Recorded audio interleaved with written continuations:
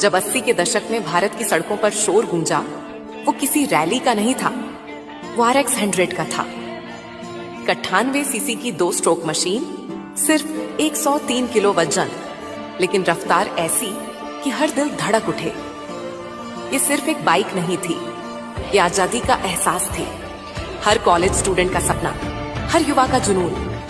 उसका इंजन गूंजता नहीं था, वो बोलता था। हर गली, हर मोड़ पर उसकी पहचान थी। 1996 में जब इसका